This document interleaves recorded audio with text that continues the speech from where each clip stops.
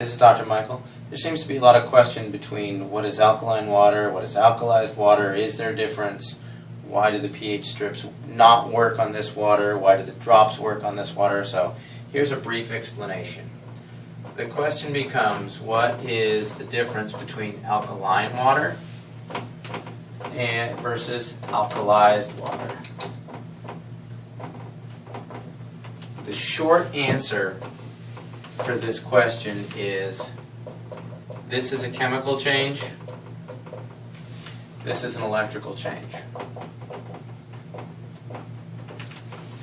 If you were to use your pH strips, like for a pool, and they test the chemicals and the water comes out at, say, 4.5.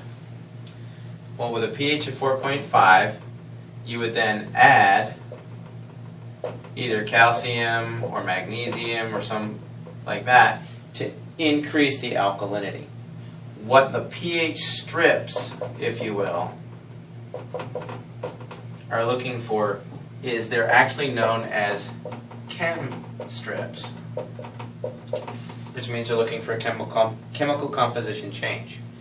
If you take the water from the SD501 and you use a pH strip, your before and after will be the same.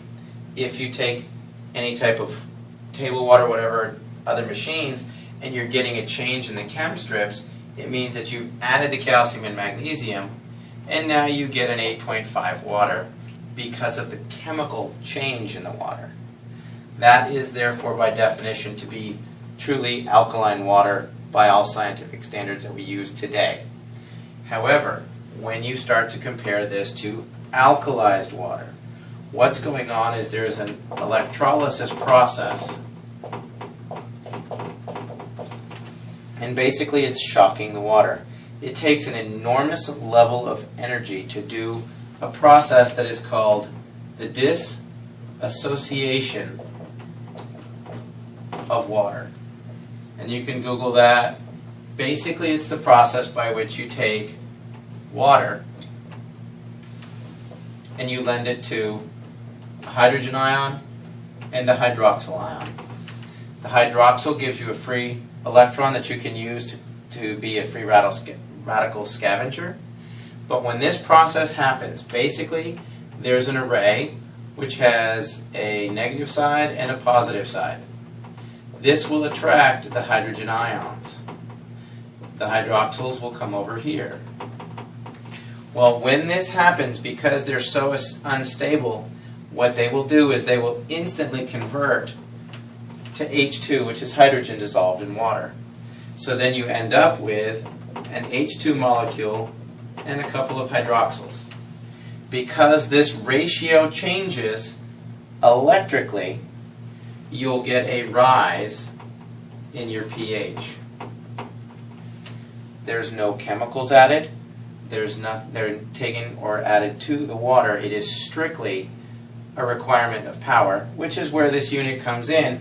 If you look at it as a question of power times amperage times the surface area of the plates, that'll give you what's called a PEU, which is potential electrolysis units.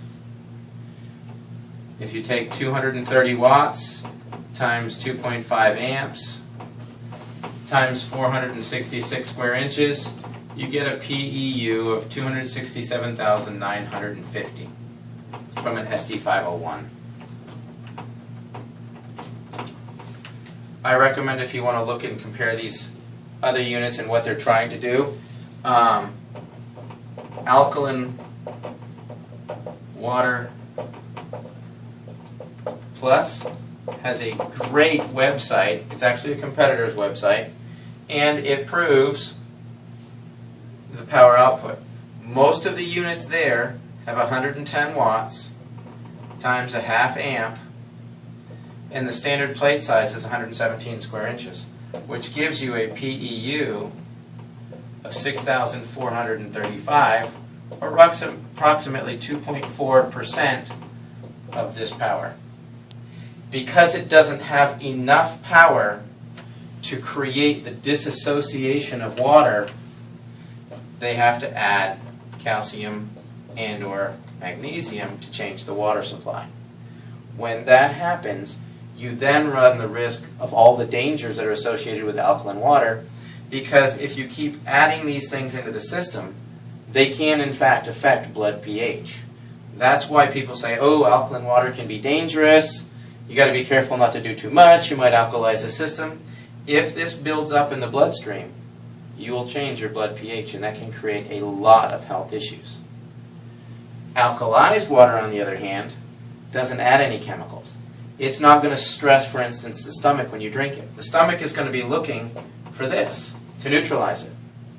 It is not looking for this right here. So as soon as this water is absorbed into the body, the charge is absorbed, your pH becomes essentially neutral. The hydroxyl ions will continue to go through the aquaporin, and that will flush out the toxins within the cell, so you'll get an alteration of the intracellular pH, which is removing cellular metabolic byproducts such as urea, ammonia, CO2, things like that. So that's the essential difference between alkaline and alkalized water.